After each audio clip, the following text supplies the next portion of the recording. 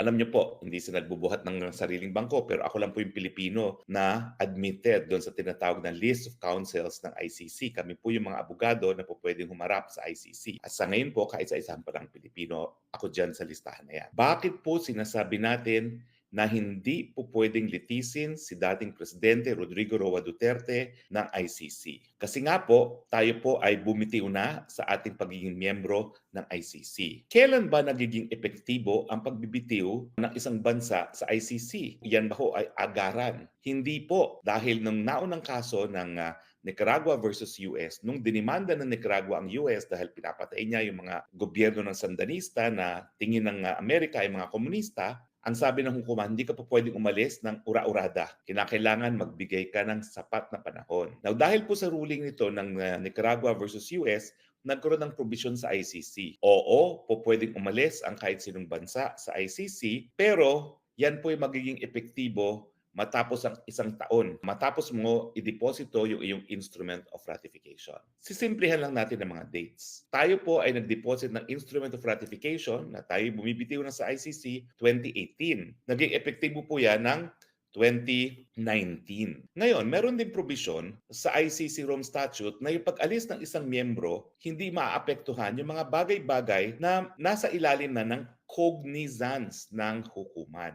Ito yung mga bagay-bagay na meron ng jurisdiction ng hukuman.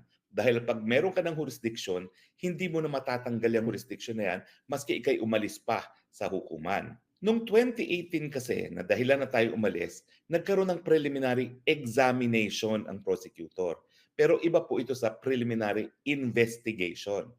Ang preliminary examination po, informal. Tanging prosecutor lang ang gumagawa nito, wala pang kahit anong partisipasyon ang hukuman. Ngayon, kailan ba nagkakaroon ng kauna-unang pagkakataon na partisipasyon ng hukuman? Kaiba po kasi ang ICC. Nung dinadraft nila yung tratado na yan, nagrereklamo yung mga Amerikano, napakamakapangyarihan naman itong prosecutor nito. Wala siyang mandato galing sa taong bayan kasi yung mga Amerikanong prosecutors po hinahalal, and yet napakamakapangyarihan po pwedeng magpakulong ng isang nakaupong presidente. So para maengganyo ang Amerika na sumali sa ICC pero hindi pa rin siya naengganyo, lahat ng gawain ng prosecutor kinakailangan aproban ng korte mismo. At yung sangay ng hukuman na mag-aaproban sa lahat ng gagawin ng prosecutor, ang tawag doon, pre-trial chamber. Ang tanong, number one, may karapatan ng mga bansa umalis ng ICC. Pangalawa, ito epektibo, hindi ura-urada, kung hindi matapos ang isang taon ng pag-deposit ng instrument of withdrawal. Pangatlo, maski ikaw bumitiw, yung mga batay-bagay na meron ng cognizance ang hukuman ay magpapatuloy. Kailan magkakaroon ng cognizance o kailan nagkaroon ng jurisdiction ng hukuman? Ito ba sa preliminary examination na wala pang partisipasyon ng hukuman o ito ba yung sa pagsimula ng preliminary investigation dahil ito, kauna-unang pagkakataon, ayon na rin sa Rome Statute, humihingi na ng permiso ang prosecutor para nga mag-proceed sa preliminary investigation. Nagkaroon na po ng kaso dyan, yung Burundi na umalis din. Ang nangyari, yung prosecutor humingi ng leave para mag-preliminary investigation doon sa loob ng isang taon matapos mag-deposit ng instrument of withdrawal.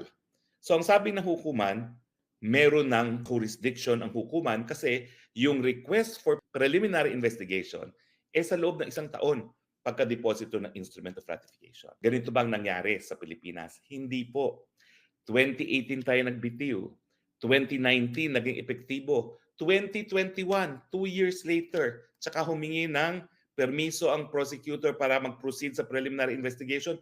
2022, binigyan ng permiso. So ibig sabihin na 2019, 2020, 21, 22, 3 taon na ang nakakalipas matapos na naging epektibo ang pagbibitiw natin sa ICC. Hindi na po pwedeng magkaroon ng jurisdiksyon ang ICC pagdating sa drug war. Kasi nga po, naging epektibo na yung ating pagbibitiw sa hukuman bago nagkaroon ng cognizance ang hukuman sa pamamagitan ng pagbigay ng authorization na magtuloy ang preliminary investigation. Ang tanong ngayon, maraming naniniwala, ako na rin, na itong deklarasyon na babalik sa ICC ay isang patama sa mga Duterte. Meron mang dapat ikatakot ang mga Duterte kapag bumalik ang hukuman? Sagot, wala. dahil bumitiw na po tayo at yung preliminary investigation ay hiningi at inaprubahan matapos yung pagiging epektibo ng ating pagbibitiw, wala ng jurisdiksyon ang hukumang ICC dun sa drug war. Pag tayo bumalik, magkakaroon ba ng jurisdiction ng hukuman? Wala rin. Bakit? Dahil nakasaad po sa Rome Statute, ang jurisdiction ng hukuman ay prospective, moving forward. Hindi po pwedeng retroactive. Bakit? Kasi ito po ay criminal statute, penal statute. Hindi po pwedeng bigyan ng retroactive effect. Otherwise, malalabag po ang karapatan ng due process ng isang akusado. Uulitin ko po, maski tayo bumalik, yung jurisdiksyon na nawala ng hukuman para imbestigahan at litisin ng drug war, nawala na po yun. Hindi po pwedeng magkaroon muli ng jurisdiksyon dahil ang jurisdiction po ng hukuman ay prospective. Sino po pwedeng imbestigahan?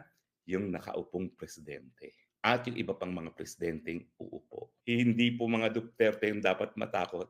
Baka kayo po ang dapat matakot dahil prospective ang jurisdiction ng ICC from the date na naging epektibo ang ating membership at ang mga nakaupo po ang po pwedeng malitis, hindi yung mga dati nang nakaupo.